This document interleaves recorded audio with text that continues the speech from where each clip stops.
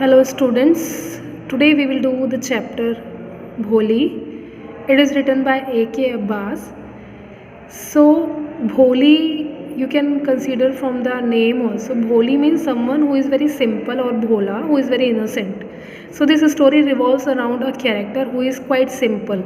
Okay, so in this box you can read, from her very childhood Bholi was neglected home.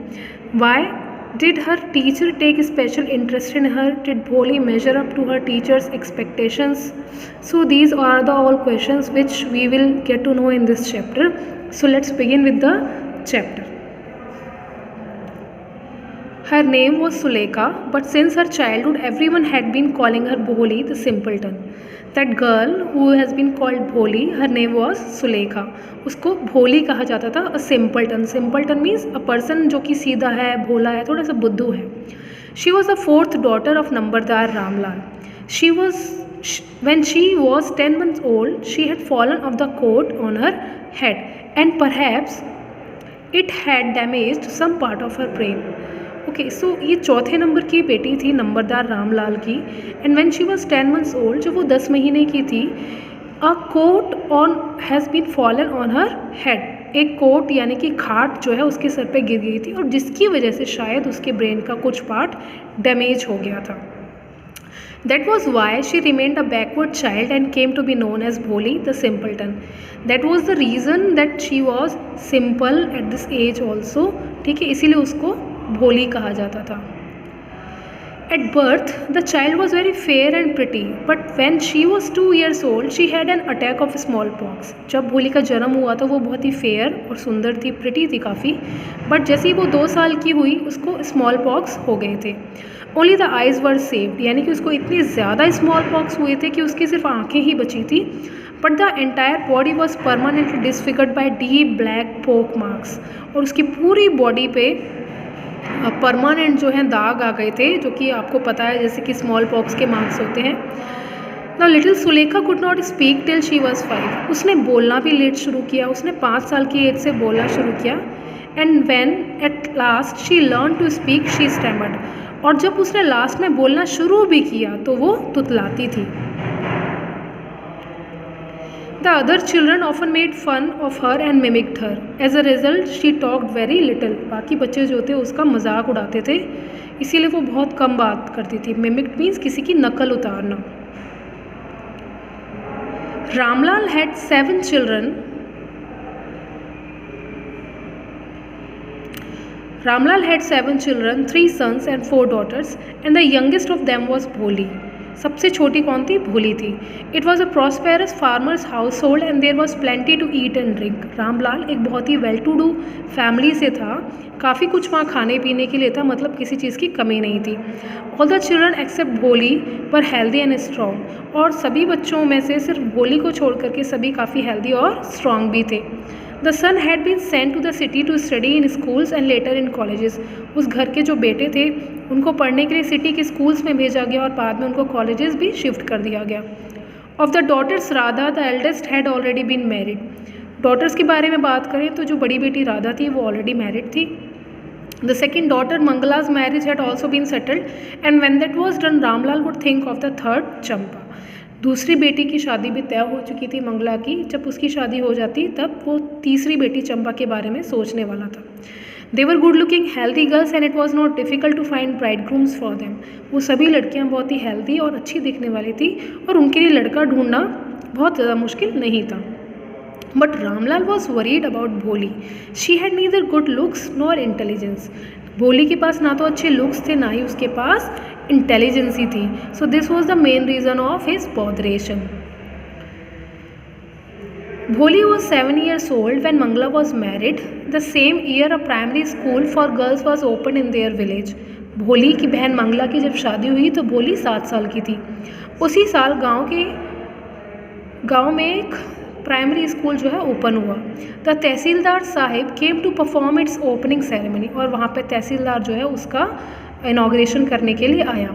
He said to Ramlal, as a revenue official, you are the representative of the government in the village, and so you must set an example to the villagers. You must send your daughters to school.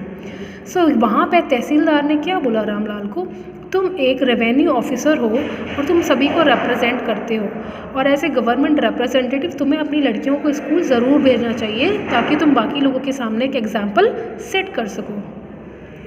That night when Ramlal consulted his wife, she cried, "Are you crazy? If girls go to school, who will marry them?" Ramlal ने same बात अपनी wife से discuss की तो उसकी wife जो उसके ऊपर चिल्ला पड़ी, कहती क्या तुम पागल हो, अगर ये लड़कियां स्कूल जाएंगी तो इनसे शादी कौन करेगा। But Ramlal had not the courage to disobey the tehsildar, लेकिन रामलाल में इतनी हिम्मत नहीं थी कि वो तहसीलदार को मना कर सके या उसकी बात को ना माने। At last his wife said, "I will tell you what to do. Send Bholi to school. As it is, there is little chance of her getting married with her ugly face and lack of sense. Let the teachers at school worry about her." यहाँ पे बहुत ही बुरी situation दिखाई गई है कि किस तरीके से पेरेंट्स जो हैं अपने एक बच्चे को नेगलेक्ट कर रहे हैं जिसको कि ज़्यादा अटेंशन की ज़रूरत है। और भोली की मदर ने कहा कि भोली जिसमें कम दिमाग है उसको भेज दो, क्योंकि उसकी शादी होने के चांसेस भी कम हैं, और चलो उसकी टीचर्स को उसकी फ़िक्र करें तो हम लोग फ्री हो जाते हैं। The next day, Ramlal caught Bholi by the hand and said, "Come with me, I will take you to school." Bholi was frightened. अगले दिन रामलाल भोली का हाथ पकड़ के कहता है, मेरे साथ आओ, मैं तुम्हें स्कूल लेके जाऊंगा। भोली उस समय डरी हुई थी। She did not know what a school was like. उसे बिल्कुल भी नहीं पता था कि स्कूल कैसा होता है। You can see in this picture कि भोली अपने फादर रामलाल के साथ हाथ पकड़ के चल रही है स्कूल की तरफ। She remembered how a few days ago their old cow Lakshmi had been turned out of the house and sold. उसे याद आता है जब उसके फादर उसको पकड़ के स्कूल ले जाते हैं, किस तरीके से उनके घर की पुरानी नहीं ओल्ड काऊ जो है, एजिड काऊ, उसको पकड़ के घर से बाहर निकाल के बेच दिया गया था। No no no no, she shouted in terror and pulled her hand away from her father's grip. वो डर से चिल्लाती है, नो नो बोलती है और अपने फादर की ग्रिप से छूटने की, ग्रिप मीन्स पकड़ से छूटने की कोशिश करती है। "What's the matter with you, you fool?" shouted Ramlal. "I am only taking you to school." Then he told his wife, "Let her wear some decent clothes today, or else what will the teachers and the other school girls think of us when they see her?" अब रामलाल भोली के ऊपर चिल्लाता है और कहता है कि तुम्हें क्या प्रॉब्लम है, मैं तुम्हें सिर्फ स्कूल लेके जा रहा हूँ। और अपनी वाइफ को कहता है इसको थोड़े से ठीक से कपड़े पहनाओ, वरना ये बाहर जाएगी तो लोग हमारे बारे में क्या सोचेंगे। New clothes had never been made for Bholi. The old dresses of her sisters were passed on to her. भोली के लिए कभी भी नए कपड़े नहीं बनाए गए थे, उसकी बड़ी सिस्टर्स के जो भी कपड़े होते थे पुराने वो उसको पहना दिए जाते थे। No one cared to mend or wash her clothes, but today she was lucky to receive a clean dress, which had